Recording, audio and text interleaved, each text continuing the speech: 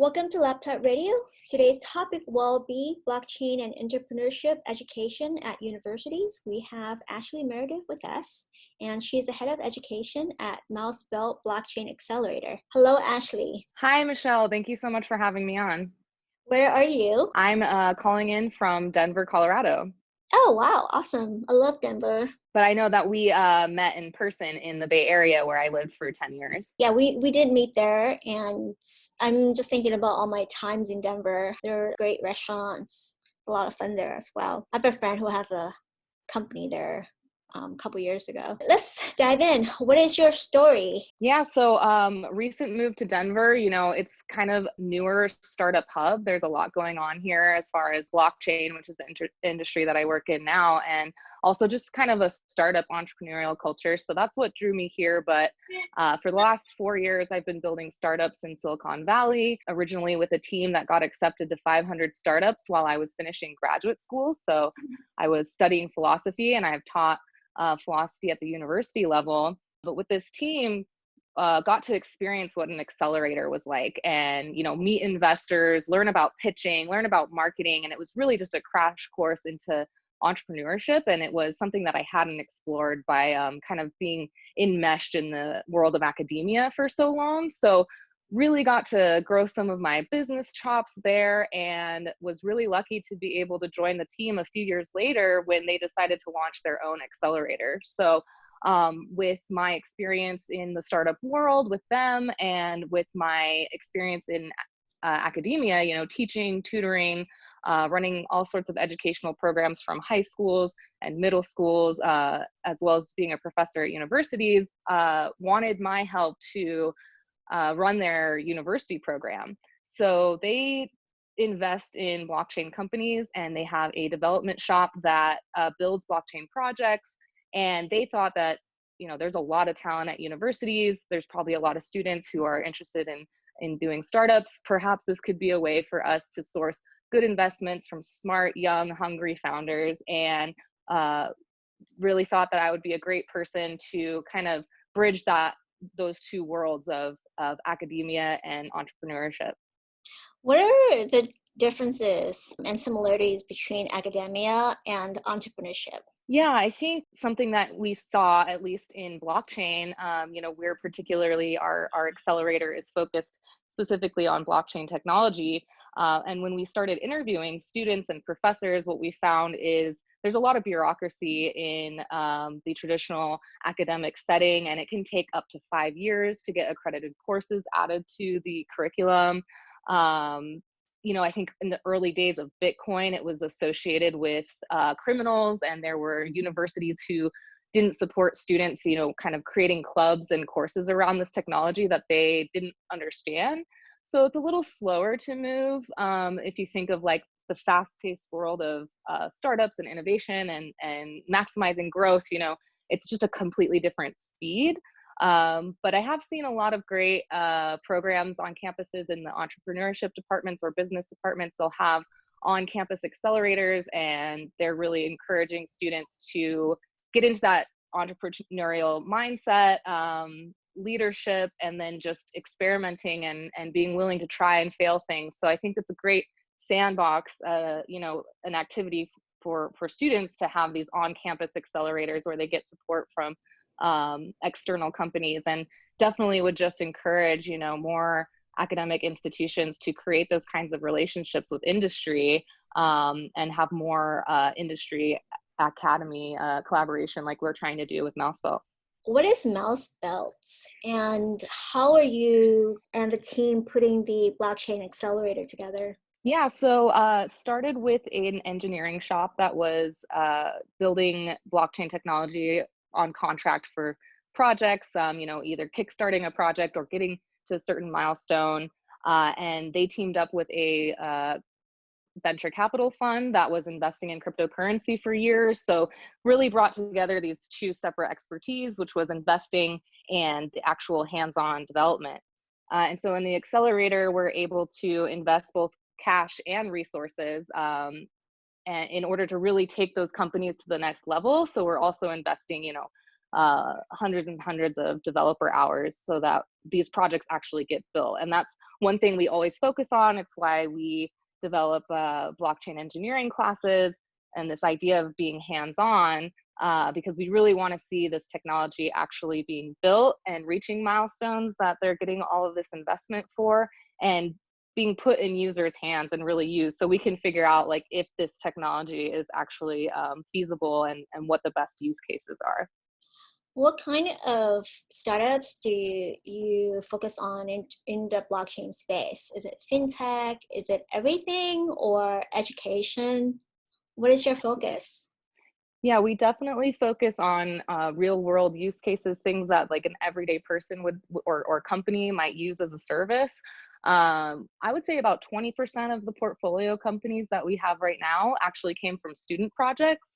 So through our calls for participation in Mousebelt University, we have classes on blockchain business. I developed a class on leadership, and through meeting with our team and kind of going through the steps of our courses, and taking the time to invest in their startup by getting on calls with us, have really impressed our team and ended up being invested in through the Accelerator. So there's quite a few student projects, but I would say the range is things like crowdfunding, background checks on the blockchain, social media sites, just kind of a lot of different companies that are very early stage student projects, to people who have already raised a few $1 million. So a wide portfolio, but really focused on real world use cases, and using this unique model of having the developers behind us to push things like student projects to the next level and actually get the tech out there. How many projects do you support? I believe we have 8 portfolio projects, but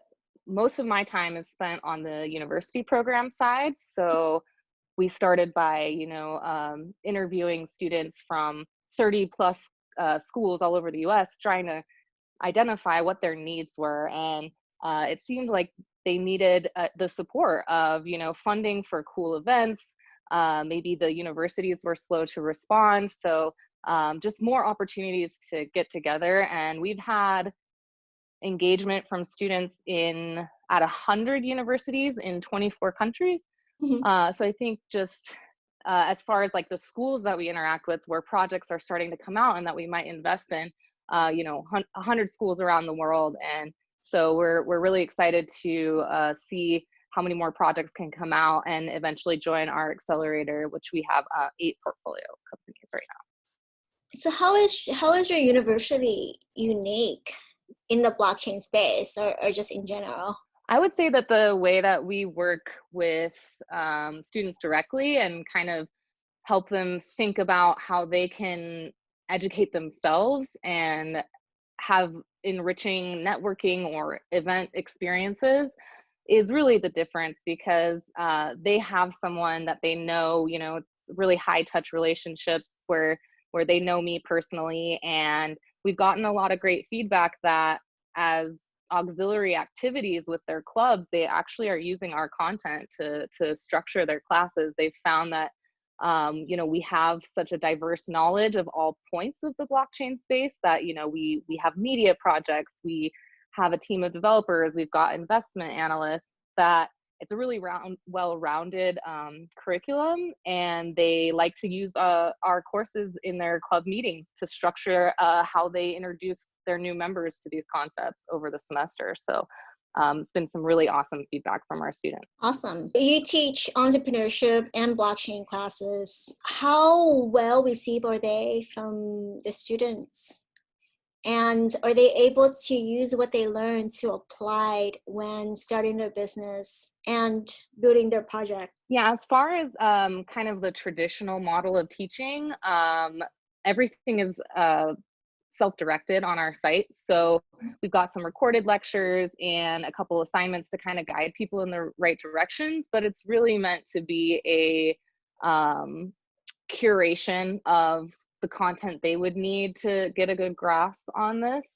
Mhm. So it's very self-directed, and the standing up or being on a Zoom call to do a class isn't really what I do. But for example, just this week, we did a debate club where we argued whether the Twitter hack was good for Bitcoin or not. And it was just an opportunity for students to kind of get the facts about what actually happened. You know, we have a lot of different news reports about it, and really understand the topic better. So when their friends hear about this Twitter hack that happened, they have the knowledge necessary to explain, this was a proof of Bitcoin's transparency. Isn't this interesting? Isn't centralized social media interesting to think about? And so those are kind of the educational experiences that they're getting.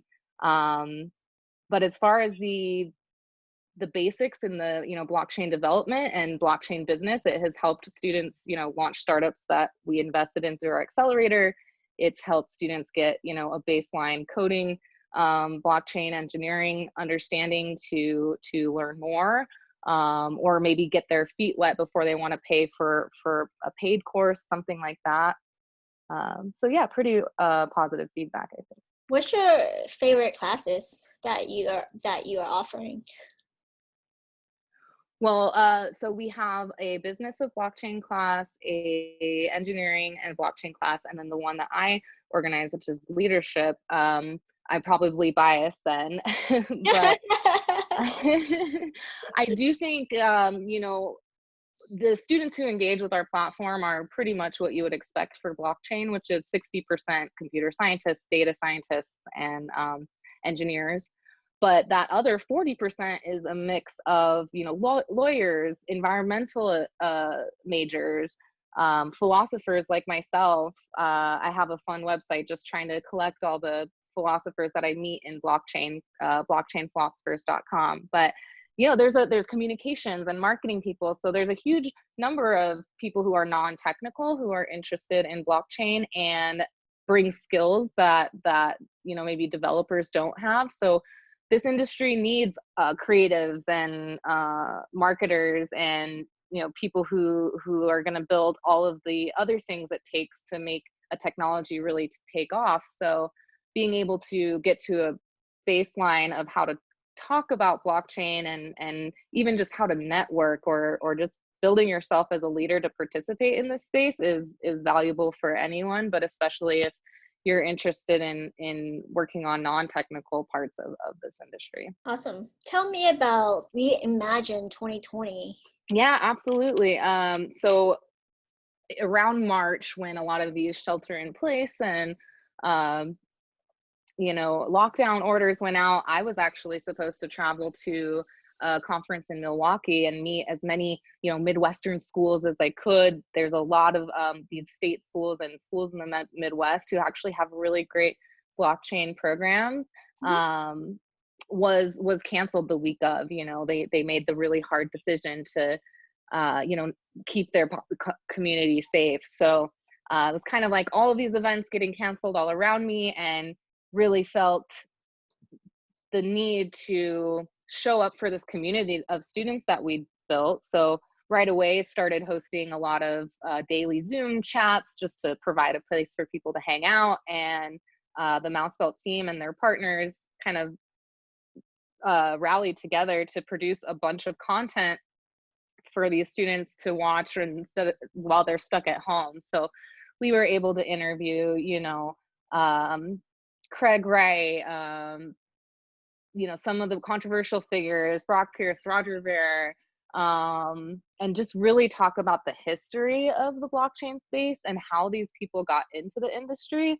Mm-hmm. And I think that was a pretty unique perspective, and the students all tuned in and enjoyed it. But we produced 72 hours of content that ran nonstop in May, and it seems like it's been 3 months now, and as we kind of continue to see failed responses to the pandemic, political discord at home and abroad, it seems more and more like the impetus of launching an event like this to bring people together is even more important. And so this month's theme is disrupting the system, and we're asking, you know, all the people we're interviewing to tell us how they think that maybe blockchain is a technology that we can start to see solutions to some of the world's problems that we've been having to watch on our TV screens the last few months. What do you think are some of the solutions?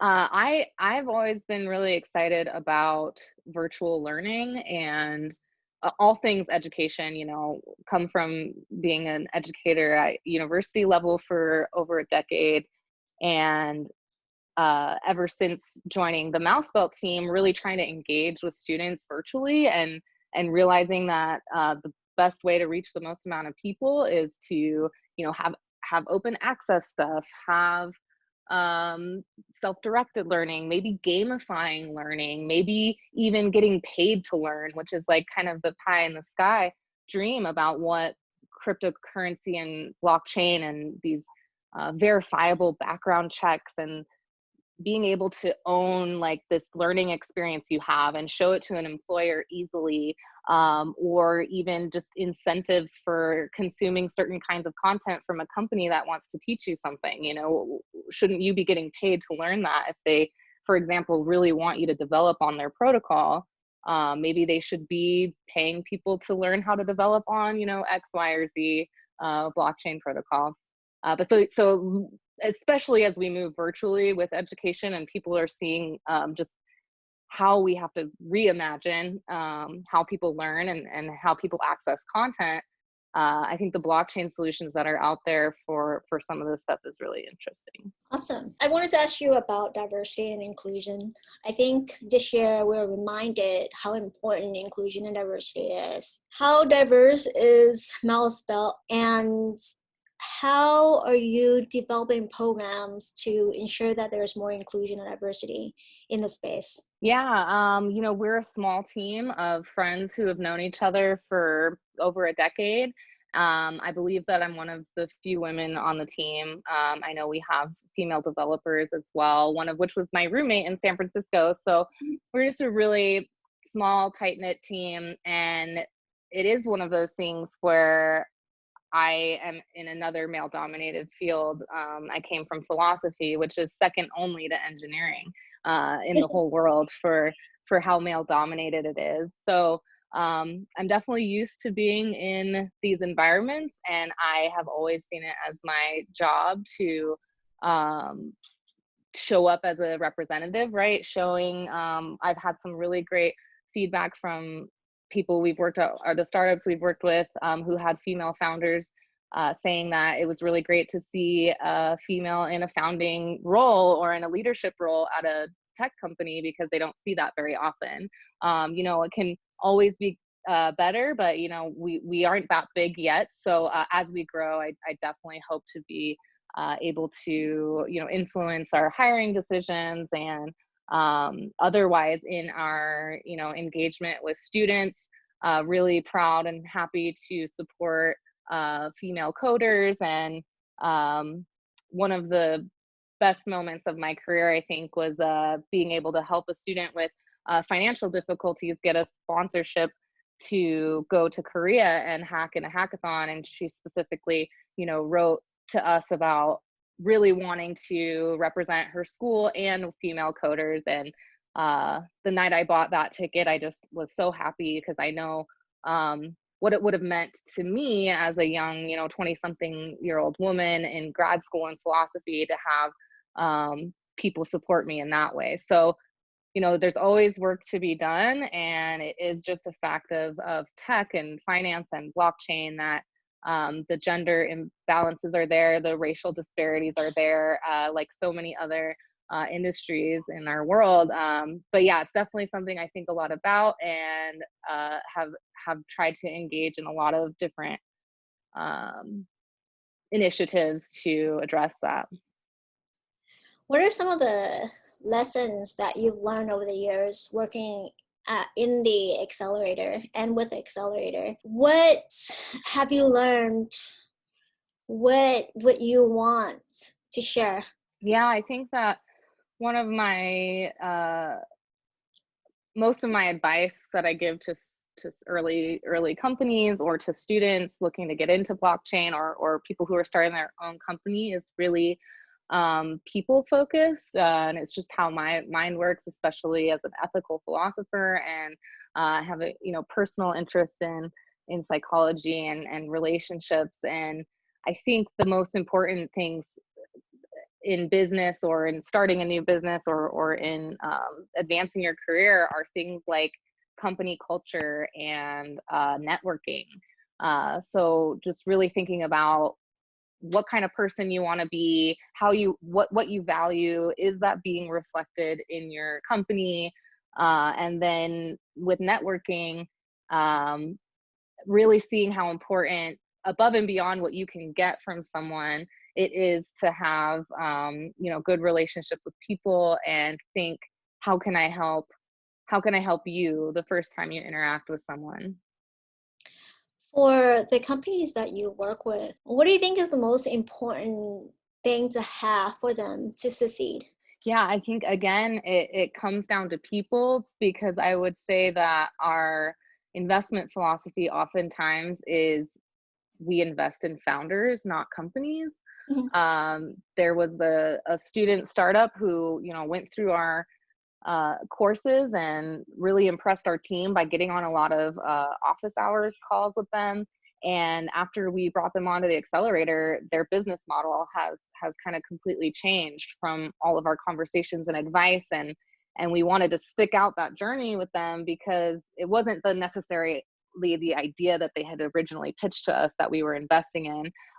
We saw some smart people with good ideas and who worked together really well as a team, and we were going to invest in them and work with them to find the right, product market fit for their company. Awesome. And is there anything else that you would like to emphasize that I have not asked? Yeah, I would just encourage everybody who's interested in blockchain and education, or wants to hear what students are thinking right now and what a lot of top investors and CEOs in the blockchain space are saying. We're launching another 72 hours of blockchain content on August 28th. So just Google, Reimagine 2020 or ri2020.io for all of the videos that will be dropping next week. Awesome. And if folks have questions about Mousebelt or education, where can they find you? Yeah, it's just mousebelt.com, and everything university related is at mousebelt.university. If you want to email us about the university program, and specifically it's university@mousebelt.com. And Ashlie, it sounds like you're having a great time being the head of education at the Mousebelt Blockchain Accelerator. What is your vision for the accelerator in the next 5 years? Yeah, I definitely don't want to speak for the rest of my team, because we have, a lot of big ideas. There's a lot of different parts of our business, the accelerator, the engineering shop, which, is always interested in more contracts and building things. And we're always interested in investing in good projects. But if I can just speak to the university side of things, I'm, you know, this COVID pandemic is a tragedy, but it's also an opportunity to kind of do things differently. And I think we've become really attached to the ways that things have always been done. And Mhm. now that people are starting to realize that there's another way, and that what is the real benefit of learning, like why do we go to college? It's to gain skills and to be able to build things and participate and contribute and also get compensated. So I think there's just an enormous opportunity for virtual educational experiences and for new ways of working and interning. And so I'm just really looking forward to doubling down on some of our course content and some more hands-on opportunities, and connecting people to more internships that they can do remotely and things like that. Awesome. That sounds like a great plan or a really good intention. What is one piece of advice you would like to provide to the community? And which community is that? It could be the global community, it could be the Bay Area community, it could be your Denver community, it could be just the blockchain community. So, or all the universities in the world. Yeah, I think we're talking to Stanford, so students right now. Yeah, I think it would just be the part about people and networking. It's really hard to feel connected right now, and I think it's just amazing that we do have the tools that we do. I mean, you and I are able to do a radio show halfway across the world. And there are so many ways that we can still connect with people.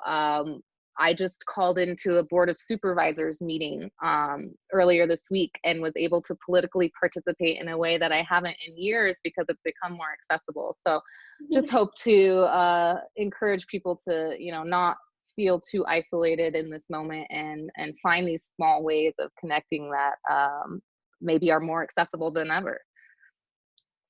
And if people wanted to learn more about blockchain, where could they go?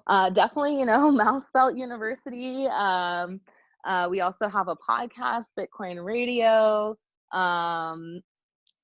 Just lots of different resources out there. That's why we've kind of taken it upon ourselves to kind of narrow it down for stuff that students might want to learn specifically on the business or engineering side. But if you want to dive into some of the projects that are out there, hear their life stories, all of the videos for Reimagine 2020 and some of the Bitcoin Radio episodes are a great place to start. Awesome. Thank you, Ashlie. Thank you so much, Michelle. It was a pleasure to be able to come on and share everything about blockchain education with the Stanford listeners. It's a pleasure. Bye-bye. Bye.